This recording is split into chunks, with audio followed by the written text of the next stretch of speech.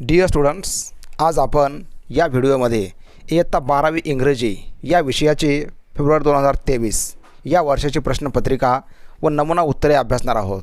या व्हिडिओ लेक्चरमध्ये section 1 pros व सेक्शन 2 पोएट्री या दोन्ही सेक्शनमधील सर्व नमुना प्रश्न व त्यांची उत्तरे पाहूया.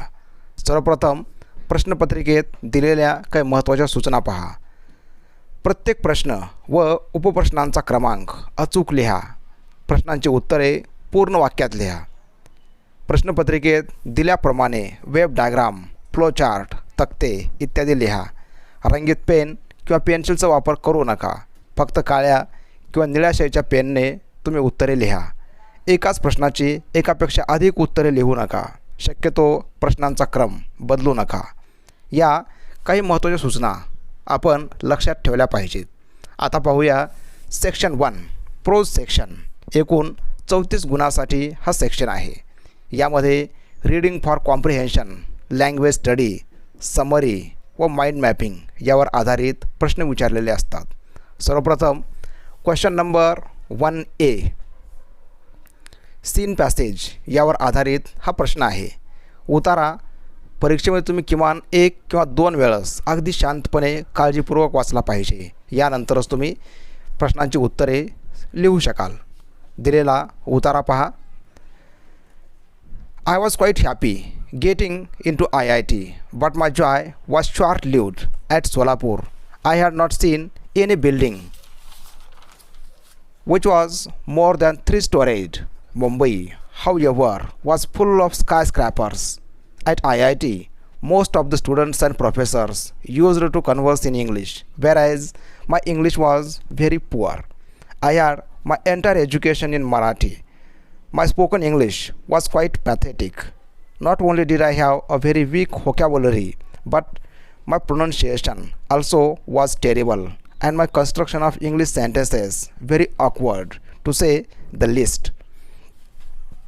Due to all this, I was feeling quite lonely and terrified in Mumbai in general and IIT in particular.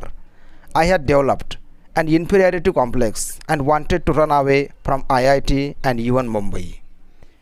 One day, I was sitting at my mess table in the hostel sipping tea when a senior guy came and sat on the chair adjacent to me. He was a convent-educated guy with fairly sophisticated English, at least spoken or colloquial English. He was a bit arrogant and wanted to pull my leg. He tried to engage in some conversation with me and started pointing out errors in just about every sentence or everything that I said. After about 5 minutes, he walked away after insulting me. I felt extremely humiliated and upset. As it is, I was feeling quite depressed and diffident, and this incident was the last straw. I was almost broken. I felt out of place there and literally wanted to run away to Solapur that very moment. However, it was only my self-esteem which stopped me. Suddenly, a feeling of determination and strength came over me and gripped me. This is the given passage. तुम्हाला दिलेला हा संपूर्ण उतारा आहे. हा उतारा वाचल्यानंतर तुम्हाला एक गोष्ट लक्षात आली असेल की हा लेसन आपल्या टेक्स्टबुकमधील जो शेवटचा पाठ आहे 8व्या नंबरचा, या पाठातून घेतलेला हा उतारा आहे. आता यावर आधारित विचारलेली प्रश्न पहा. Choose and rewrite the 2 correct statements from the following. या ठिकाणी दिलेली 4 वाक्य आहेत. या 4 वाक्यापैकी तुम्हाला फक्त 2च वाक्य इथं लिहायची आहेत. 2पेक्षा जास्त वाक्य लिहिली तर त्यासाठी गुण मिळणार नाहीत. या 4 वाक्यापैकी 2 करेक्ट स्टेटमेंट्स ते आहेत पहा. Bit number B, the writer wished to run away from IIT and even Mumbai. नंतर bit number D, the writer could overcome his feeling of depression with his own efforts. फक्त 2च वाक्य आपण परीक्षेमध्ये लिहायची आहेत. यानंतर पहा A2, the writer developed an inferiority complex during his stay in Mumbai enlist the causes. या लेसनमध्ये Achyut Godbole is the writer आणि लेखकाच्या मनामध्ये इन्फेरियरिटी कॉम्प्लेक्स म्हणजेच न्यूनगंडाची भावना मुंबईमध्ये असताना निर्माण झाली होती. त्याची कारणे सांगा. अशा प्रकारचा हा प्रश्न आहे. या ठिकाणी आपण 4 कारणं सांगितली पाहिजेत. ती कारणं पहा. He was a Marathi medium student. His seniors were arrogant. His English was very weak. He came from rural area. अशा प्रकारचे कोणतीही 4 कारणं तुम्ही इथं सांगू शकाल. नंतर पहा A3. Point out the qualities of the writer that you have come across while reading the extract. हा उतारा वाचत असताना लेखकाविषयी तुम्हाला आढळून आलेल्या किंवा तुम्हाला वाटणाऱ्या किंवा दिसणाऱ्या कोणत्याही 2 निगेटिव्ह क्वालिटीज आणि 2 पॉझिटिव्ह क्वालिटीज आपण इथं मेन्शन करायच्या आहेत. निगेटिव्ह क्वालिटीजमध्ये आपण सांगू शकतो इथं lack of confidence, nervous, shy किंवा शाय नेचर. नंतर पहा positive qualities clever, self respect, will power. These are the positive qualities. अशा प्रकारचे तर आपण क्वालिटीज लिहिल्या पाहिजेत. A1, A2 आणि A3 हे तिन्ही क्वेश्चन असतात based on the given passage. यानंतर A4 ही ॲक्टिव्हिटी असते पर्सनल रिस्पॉन्स. तो क्वेश्चन पहा. Give any 4 suggestions to improve English communication skills. इंग्रजी भाषेतील कम्युनिकेशन स्किल, संभाषण कौशल्य इम्प्रूव्ह करण्यासाठी, सुधारण्यासाठी काही सजेशन्स द्या. ॲटलिस्ट 4 सजेशन्स इथं विचारलेले आहेत. मग इथं उत्तर तुम्ही सांगू शकाल. पहा. Ways to improve English communication skills. Number 1, practice of speaking in front of mirror, talking to friends in English, reading newspapers and books every day, listen English speeches, stories etcetera, watch English films और movies. अशा प्रकारचे suggestions आपण इथं सांगू शकतो. यानंतर A5 language study, ग्रामरवर आधारित या ठिकाणी काही ॲक्टिव्हिटीज विचारलेल्या आहेत. I was quite happy getting in to IIT but my joy was short lived. Choose the correct alternative showing proper use of though.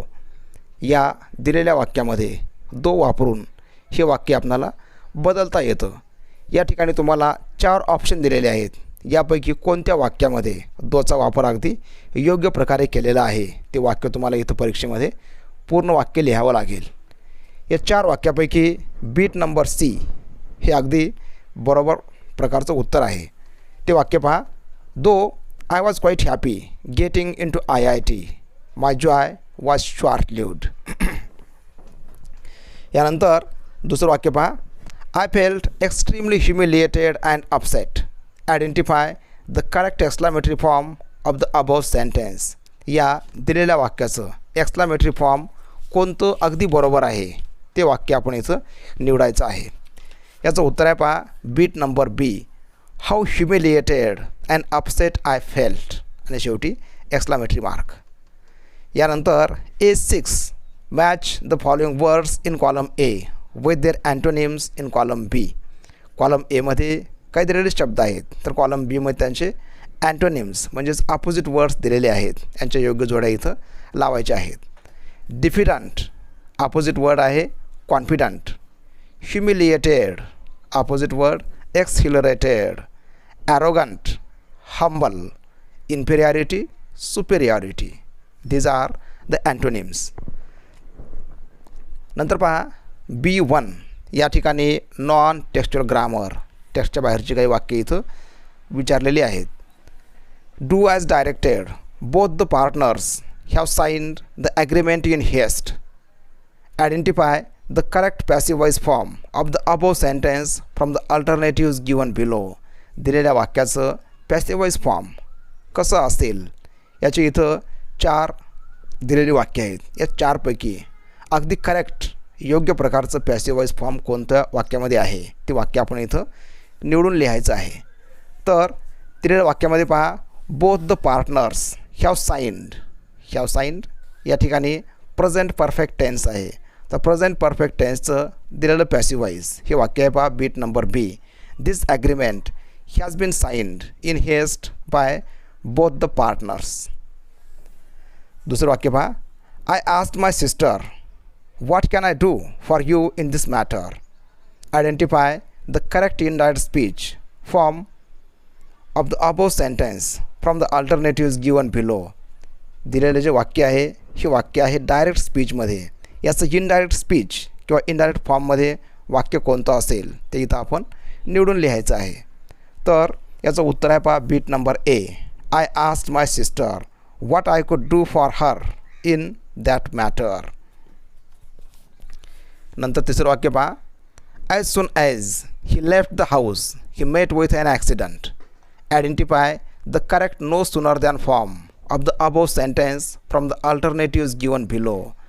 या दिलेल्या वाक्यामध्ये नो सूनर दॅनची रचना कोणत्या बीटमध्ये अगदी करेक्ट आहे ते आपण इथं निवडून लिहायचं आहे. तर या ठिकाणी बीट नंबर सी हे अगदी नो सूनर दॅनचा योग्य वापर दाखवते. No sooner did he leave the house than he met with an accident. यानंतर B2 एक गुणासाठी हा एक प्रश्न असतो compulsory. Spot the error in the given sentence and rewrite the correct sentence.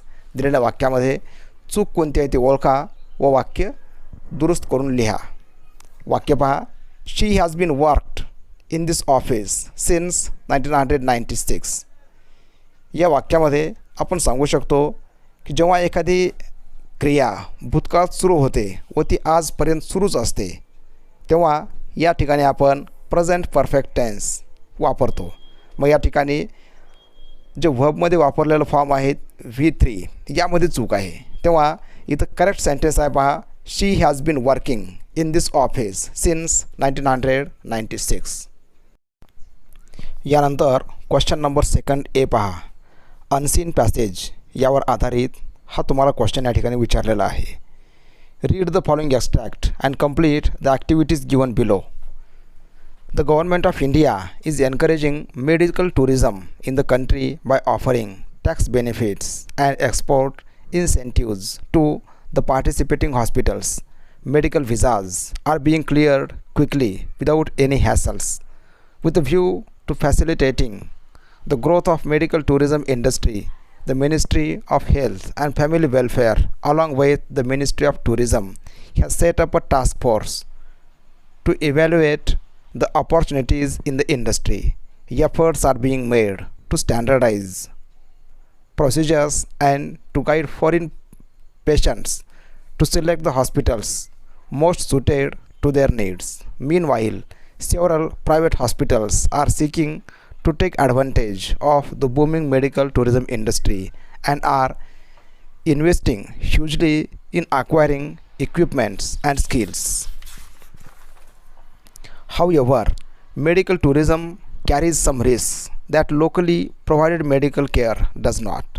Some countries like India, Malaysia and Thailand have very different infectious diseases rarely found in Europe and North America.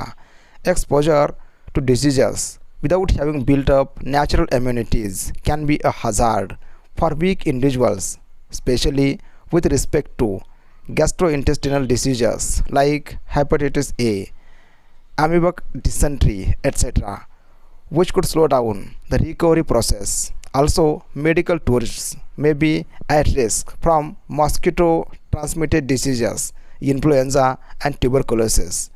The quality of post-operative care can also vary dramatically depending on the hospital and the country. Finally, after returning home, a patient has a limited contact with their surgeon. This may make it difficult to deal with any complications that may arise later, such as a delayed infection. The concept of medical tourism raises some important questions regarding accessibility, affordability, and ethics in medical care. It is unfortunate that a large section of the Indian population has little or no access to private health care. Public healthcare system is inadequate and lacks proper infrastructure and facilities. One wonders if it is sensible to make provisions for medical tourism in a democratic country like India, which has failed to provide nourishment, sanitization, and healthcare to its masses. This is the given passage. हा दिलेला संपूर्ण उतारा आहे.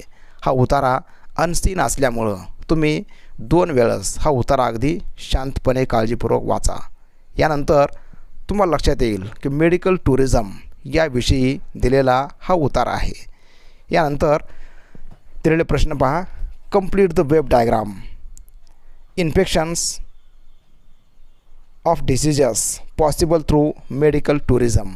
Medical टुरिझममुळं कोणकोणत्या प्रकारे diseases इन्फेक्शनच्या रूपामध्ये पसरू शकतात यासंबंधी दिलेली ही वेब डायग्राम आहे, ती आपण इथं पूर्ण करायची आहे. उतारा वाचून तुम्हाला याची उत्तरं सापडू शकतात की जसे की इथं म्हणून आपण hepatitis A, amoebic dysentery, influenza, tuberculosis. These are some possible answers. अशी उत्तर तुम्ही इथं सांगू शकाल. Mention any 4 diseases. A2. Complete the following statements with the help of information provided in the extract. दिलेल्या उतार्यामधील माहिती वापरून तुम्ही दिलेली वाक्य पूर्ण करायची आहेत. यातलं पहिलं पहा. Building up natural immunity is must for all because it can be a gastrointestinal diseases like hepatitis A, amoebic dysentery, etc.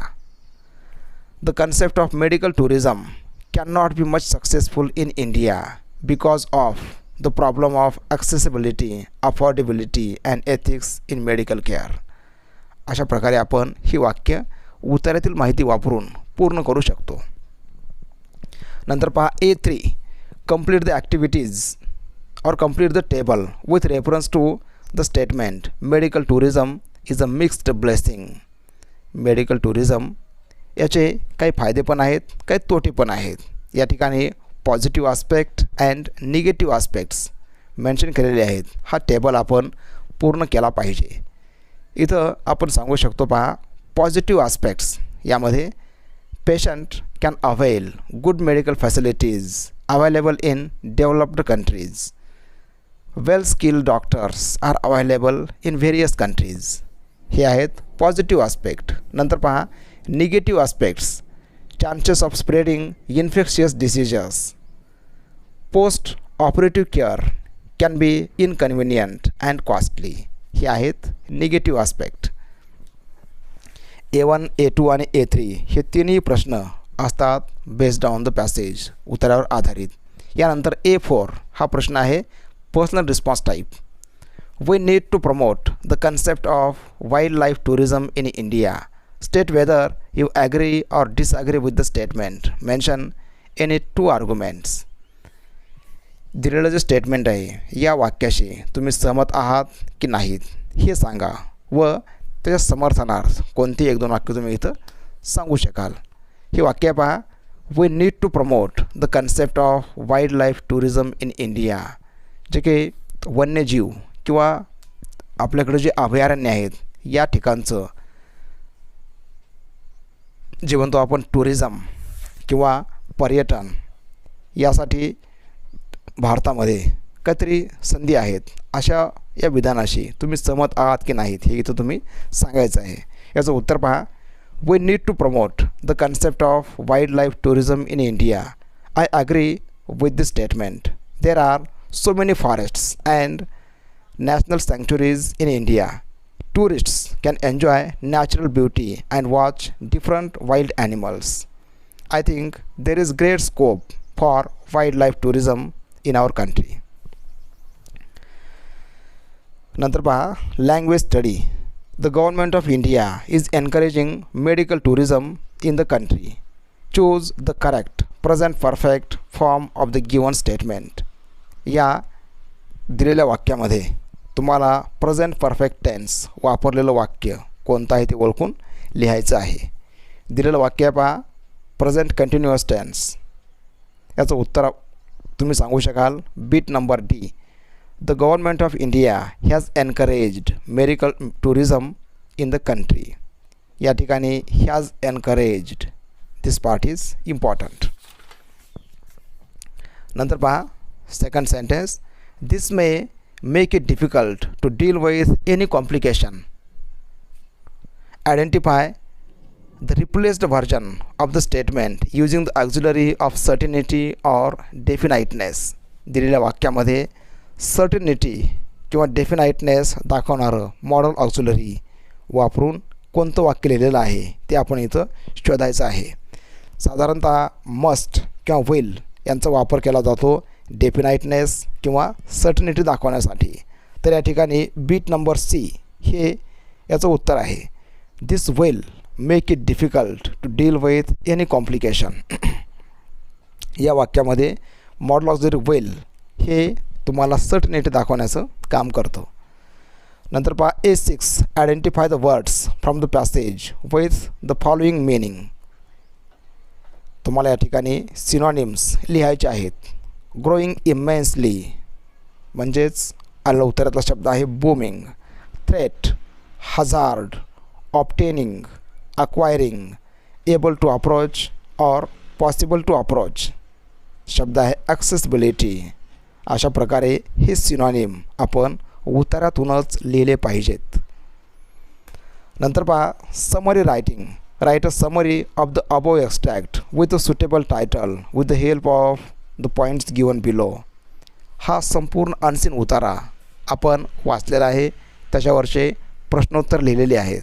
आता फक्त याची समरी 5 ते 6 वाक्यामध्ये लिहायची आहे आणि समरीसाठी एक टायटल पण द्यायचं आहे. दिलेले या ठिकाणी काही पॉईंट्स पण आहेत, यांचा आधार तुम्ही इथं घेऊ शकता. आता याचं नमुना उत्तर पहा. Medical tourism a mixed blessing हे ठरवलेलं आपण या ठिकाणी टायटल. नंतर समरी पहा.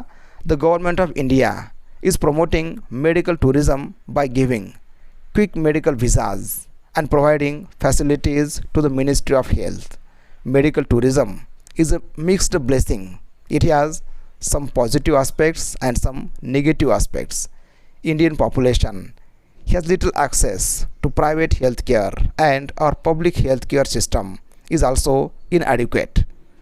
Our public healthcare system has failed to provide basic medical facilities to the masses.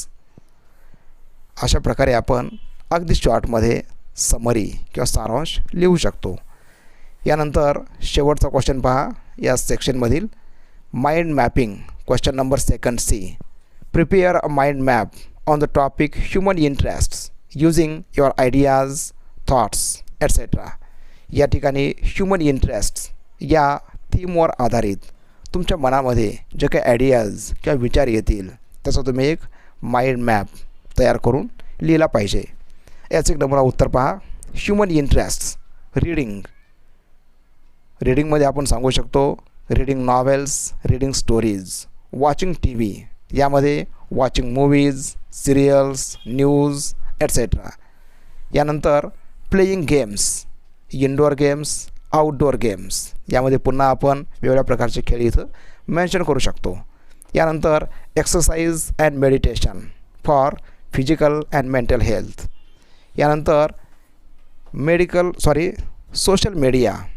यामध्ये WhatsApp, Facebook, YouTube, Telegram, Instagram. You may mention so many things here.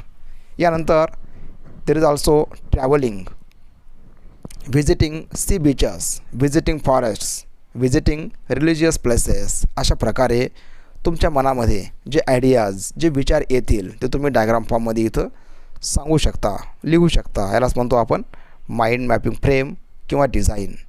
अशा प्रकारे या ठिकाणी सेक्शन 1 म्हणजेच प्रोज सेक्शन संपतो. यासाठी एकूण 34 गुण आहेत. प्रश्नपत्रिकेतील सेक्शन 2 हे आहे पोएट्री सेक्शन. या ठिकाणी एकूण 8 कवितापैकी कोणत्याही 2 कविता तुम्हाला विचारल्या जातील. यातला पहिला क्वेश्चन पहा. Question number 3A. Read the following extract and complete the activities given below. या ठिकाणी 10 ते 15 लाईन्स दिलेले असतात सीन पोएमपैकी आणि यावर आधारित 5 प्रश्न परीक्षेमध्ये विचारले जातात. परंतु या वर्षीच्या म्हणजेच फेब्रुवारी 2023 या प्रश्नपत्रिकेमध्ये पोएट्री सेक्शनमधील 3 प्रश्न हे प्रिंट केलेले नव्हते. त्यामुळं त्याचे 6 गुण जवळपास सर्वच विद्यार्थ्यांना दिले गेले. या ठिकाणी विचारलेली पोएम पहा. Canst hear said one, the breakers roar, for me thinks we should be near the shore. Now where we are I can not tell, but I wish I could hear the Inchcape bell. They hear no sound, the swell is strong, though the wind hath fallen, they drift along, till the vessel strikes with a shivering shock. O Christ, it is the Inchcape rock. Sir Ralph the rower tore his hair, and cursed himself in his despair. The waves rush in every side, the ship is sinking beneath the tide. But even in his dying fear, one dreadful sound could the rower hear, a sound as if with the Inchcape bell the devil below was ringing his knell. These are the poetic lines. या lines वाचल्याच्या नंतर तुम्हाला लक्षात आलं असेलच the Inchcape rock या पोएममधील या lines आहेत. आता या स्टांजावर आधारित विचारलेले प्रश्न पहा. Rearrange the following incidents as per their occurrence in the poem. कवितेमध्ये जे घडलेले प्रसंग आहेत या प्रसंगाचा योग्य तो क्रम आपण इथं लावला पाहिजे. या ठिकाणी दिलेली ही 4 वाक्ये आहेत. या वाक्याचा योग्य क्रम हा असा आहे पहा. सर्वप्रथम beat number C, the mariner wished to hear the Inchcape bell. यानंतर number B, the vessel strikes with a shivering shock. यानंतर number A, sir Ralph the rover cursed himself in despair. आणि शेवटचं इन्सिडेंट आहे पहा bit number D, Ralph the rover heard one dreadful sound. अशा प्रकारे योग्य क्रमाने तुम्ही ही 4 वाक्ये लिहू शकता. यानंतर पुढची पहा activity A2, complete the tree diagram to describe the reasons that resulted in the sinking of the ship. Diagram पहा कशी आहे. Reasons for the sinking of the ship. इथं हे जे जहाज बुडतं याची कारणं आपण लिहायची आहेत. यातलं काही नमुना पॉईंट्स पहा. The ship strikes the Inchcape rock, no sound of the Inchcape bell, high tides, the ship lost the way because of darkness. अशा प्रकारची पॉईंट्स तुम्ही मेन्शन करू शकाल. यानंतर क्वेश्चन नंबर A3 या ठिकाणी पर्सनल रिस्पॉन्स यावर आधारित प्रश्न विचारला पाहिजे, परंतु इथं प्रश्न विचारला गेला नव्हता. या ठिकाणी पहा एक नमुना प्रश्न कसा विचारला जाऊ शकतो. As you sow shall you reap, explain the proverb in your own words. या ठिकाणी दिलेली ही प्रोव्हर्ब तुम्ही तुमच्या शब्दामध्ये स्पष्ट करा असा प्रश्न असतो पर्सनल रिस्पॉन्स टाईप. या ठिकाणी तुम्ही जे उत्तर सांगाल ते आम्हाला मान्य असतं. याचं एक नमुना उत्तर पण पहा. This proverb tells us the philosophy of life. If we do good things for others, we get positive results. If we do bad things, we get the same results. Crime gets its own punishment. So it is said that as you sow, so shall you reap. यानंतर A4 हा प्रश्न असतो based on poetic devices. या ठिकाणी प्रश्न असा विचारला पाहिजे. Name and explain the figure of speech, one dreadful sound कुड द रोवर हिअर. या लाईनमधील अलंकाराचं नाव सांगा आणि त्याचं स्पष्टीकरण द्या. हा प्रश्न 2 गुणासाठी विचारला जातो. मग इथं पहा ही ओळ वाचून आपण सांगू शकतो the figure of speech is inversion. Inversion म्हणजे शब्दांचा क्रम मागे पुढे उलटा पुलटा असतो. इथं पुढे सांगू शकतो आपण the word order is changed for rhyme. आणि पुढं आपण हे पण सांगितलं पाहिजे the correct word order is the rover कुड हिअर वन ड्रेडफुल साऊंड. अशा प्रकारे एखाद्या लाईनमधील शब्दांचा क्रम जर असेल मागे पुढे उलटा पुलटा तर अलंकार असतो इन्व्हर्शन. आणि शेवटची ॲक्टिव्हिटी A5 ही असते activity based on poetic creation. इथं प्रश्न विचारला पाहिजे होता असा प्रकारचा. Compose 4 to 6 lines on the theme of sea. समुद्र या थीमवरती एक 4 ते 6 वेळे लिहा असा प्रश्न इथं विचारला गेला पाहिजे होता, परंतु A3, A4 आणि A5 हे 3ही प्रश्न या प्रश्नपत्रिकेमध्ये दिलेले नव्हते. आता याचं नमुना उत्तर पहा. Poem on sea. O God, your sea is so great Our boat is so small. Oh, see how vast you are and how small we are. Oh children, see the sea. अशा प्रकारच्या कोणत्याही lines तुम्ही इथं लिहिलं तरी चालू शकेल. यानंतर क्वेश्चन नंबर 3B हा क्वेश्चन असतो बेस्ड ऑन अप्रिशिएशन. आपल्या टेक्स्टबुकमधील एकूण 8 पोयमपैकी कोणतेही एक पोयम किंवा पोयममधल्या काही लाईन्स इथं आपल्याला दिलेल्या असतात. दिलेल्या लाईन्स पहा. Write the poetic appreciation of the extract given below.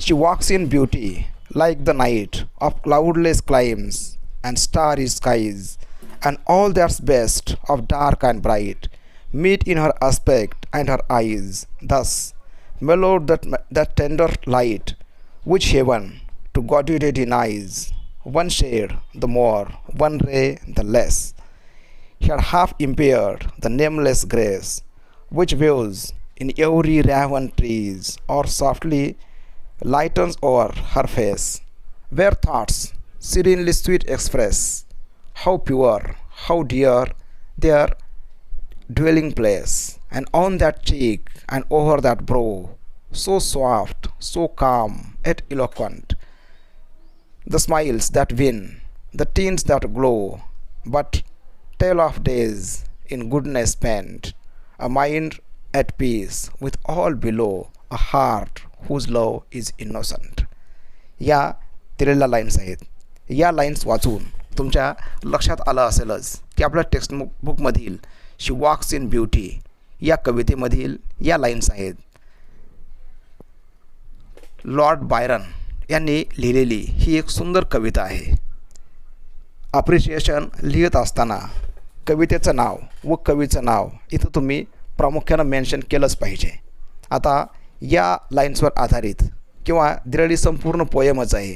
या पोयमचं अप्रिशिएशन कसं लिहावं याचं एक नमुना उत्तर पहा.